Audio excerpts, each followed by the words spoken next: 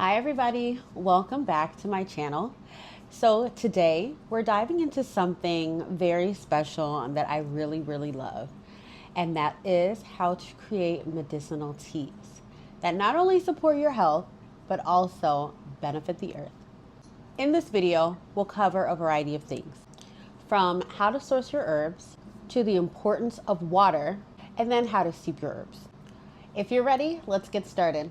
So when it comes to making medicinal teas, where you're sourcing your herbs is very important. Here are a couple of ways that you can go about choosing the highest quality herbs that you can use for your medicinal teas. First, you'll want to make sure that the place that you choose is a reputable company. Do they have a lot of reviews? How long have they been in business for? Next, what are their practices? How do they source their herbs? Do they grow them on their property? Are they organic? Are they fair trade? These are some of the questions that you'll want to ask. If it's not readily available on their website, you want to go ahead and either give them a call or email them and see if you can find the answers to these questions. Next, once you receive your herbs and you found the place that you want to place your order and you receive them, you'll want to inspect your herbs. You want to make sure that the herbs that you are receiving have a vibrant color. So you want to take a look at what the herbs look like. And then you'll also want to do a smell test to make sure that the herbs smell fresh. So here I have some maca root, some dried Peruvian maca root that I'll be using for our tea blend today. And to me, it looks very nice in color. It's dry. There aren't any soft pieces to it. We don't want any moisture at all on our herbs. You want to make sure that they're very dry. And it smells the way that maca is supposed to smell, as well as my red raspberry leaf. It's all nice and soft and fluffy. The color is nice, the way that it should be, and it smells very fragrant. This is the way that your herbs should arrive to you: dry, fragrant, and the color should be perfect. You'll know if your herbs are expired or not well enough to put in a tea blend if the color is off. It'll tend to look a little bit gray, and you'll find that you have to smell a little bit deeper to get a hint of smell, or if the smell isn't as potent, then you know that your herbs are not fresh. So the next thing that you'll want to consider when making a medicinal tea is your choice of water. Now, a lot of us are in different places of the world, and so the access that we have to water is very different. Some of us are able to get purified water or distilled water or even faucet water. Now, water choices is very important. My most preferred water choice for making a medicinal tea would be distilled water. Distilled water is also known as open water or empty water. Empty meaning that whenever you're steeping your tea, because the water isn't filled with different minerals or other properties, it's able to extract all the richness, vitamins, and minerals that these herbs have, thus giving you all of the benefits of the tea.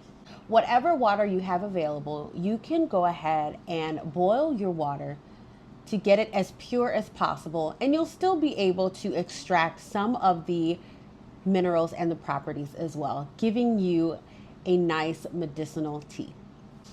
When it comes to making medicinal teas, choosing the right herbs is very important. Every herb has its unique properties that can support your health in various ways.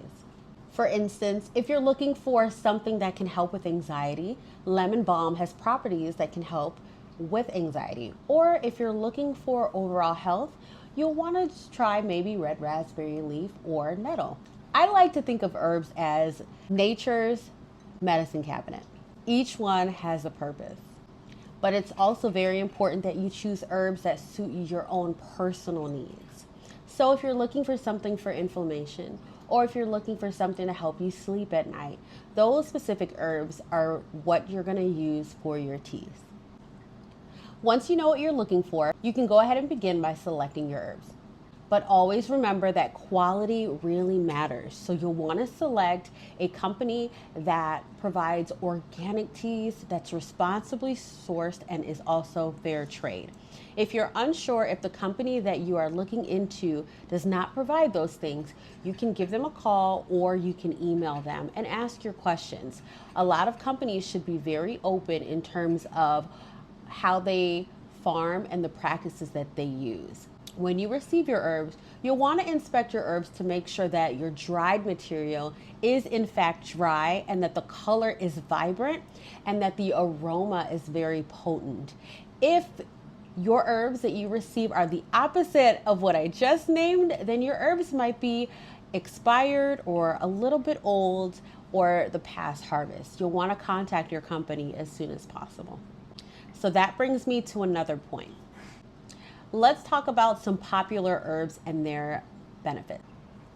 We can talk about hibiscus, which is amazing for heart health and help to lower blood pressure, or ashwagandha, which is often used for reducing anxiety and balancing hormones, or red raspberry leaf, which is wonderful for women's health. Every herb has its unique benefits, and you can even create blends that cater to multiple wellness goals. Today, I'm going to teach you how to make a simple medicinal tea, and then I'm going to show you how to make a strong medicinal tea. Let's get started. So I have here a couple of herbs, specifically red raspberry leaf, Peruvian red maca root, as well as red clover leaves.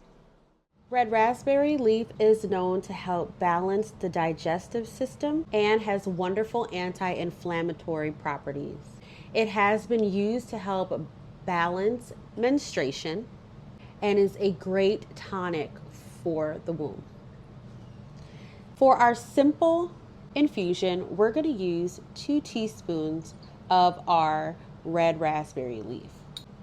A couple of tools that you're going to need to make your infusion: a mug with a strainer, as well as boiling hot water. You're going to want to have your water between 200 and 212 degrees Fahrenheit. All right, so let's get started. We're going to use 2 teaspoons of our fluffy red raspberry leaf.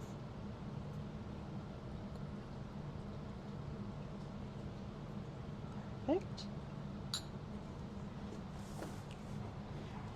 And then we're going to pour our hot boiling water over those leaves.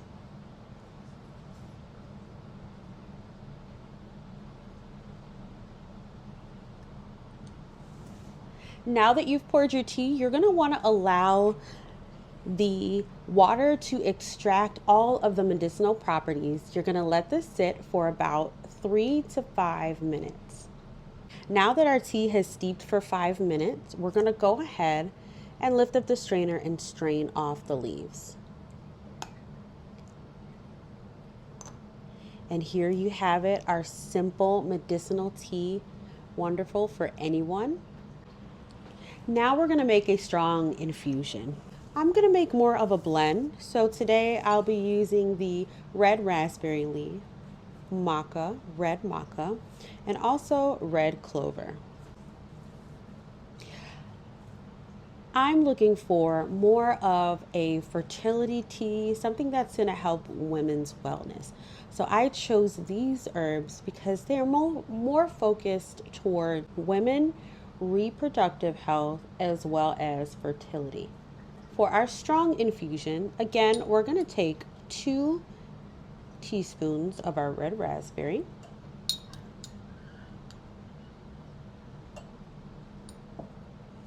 We're going to take 2 teaspoons of our maca.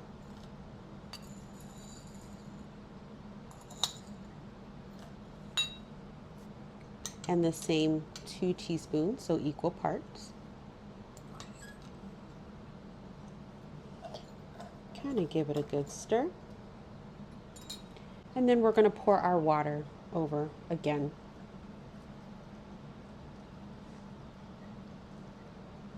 Generally, you would make a larger batch, which would be about a half a cup of this tea blend. And then you're going to allow this to steep for about 5 to 10 minutes.